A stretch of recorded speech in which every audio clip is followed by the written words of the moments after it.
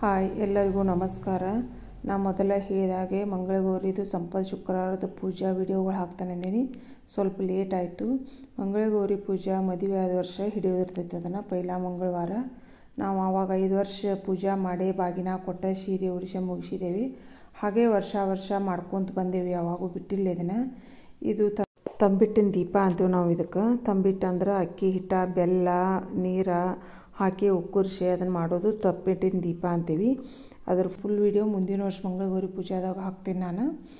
ಮಂಗಳಗೌರಿ ಪೂಜೆ ನೈವೇದ್ಯಕ್ಕೆ ಕಡಬ, ಪುರಿ, ಬಜ್ಜಿ, ಕಟ್ಟಿನ ಸಾರ ಮತ್ತು ಅನ್ನ ಎಲ್ಲ ಕೋಸಂಬರಿ ಎಲ್ಲ ಥರ ಮಾಡಿರ್ತೇವೆ. ಇದು ಮಂಗಳಗೌರಿ ಪೂಜಾ.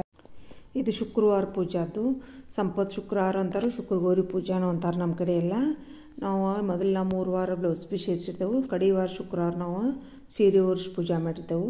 ನಾ ಶ್ರಾವಣದಾಗ ಲಲಿತಾ ಸಹಸ್ರನಾಮ ಅಂತೇನು, ಅದಕ್ಕೆ ಸ್ವಲ್ಪ ಲಘು ಎಲ್ಲ ಪೂಜೆಗಳು ಲಘುನ ಮಾಡಿರ್ತಾನೆ. ಆದಷ್ಟು ವರಮಹಾಲಕ್ಷ್ಮಿ ಅಂತ 2ನೇ ವಾರ ಮಾಡಿರ್ತಾರೋ. ನಾವು ಕಡೆ ಶುಕ್ರವಾರ ಮಾಡಿದ್ದು. ನಾವು ಇಲ್ಲೆಲ್ಲ ಮುತ್ತೈದೆಯರನ್ನ ಕರೆದು ಆಮೇಲೆ ಅರ್ಶಿನ ಕುಂಕುಮ ಕರೆದಿದ್ದೆ.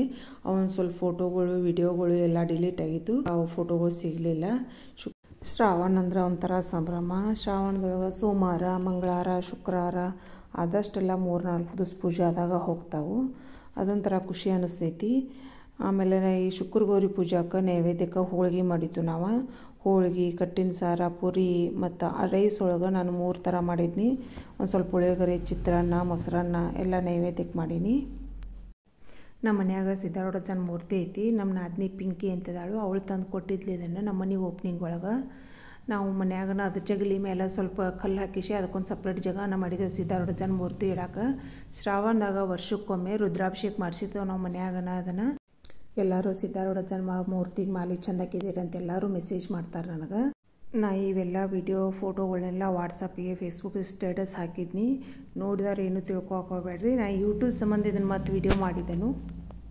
ನಾನೆಲ್ಲ ವಿಡಿಯೋಗಳು ಇಷ್ಟ ಆದರೆ ಎಲ್ಲರೂ ಸಬ್ಸ್ಕ್ರೈಬ್ ಮಾಡಿ, ಶೇರ್ ಮಾಡಿ, ಕಮೆಂಟ್ಸ್ ಮಾಡಿ. ಎಲ್ಲರಿಗೂ ತುಂಬ ಧನ್ಯವಾದಗಳು. ನಮಸ್ಕಾರ.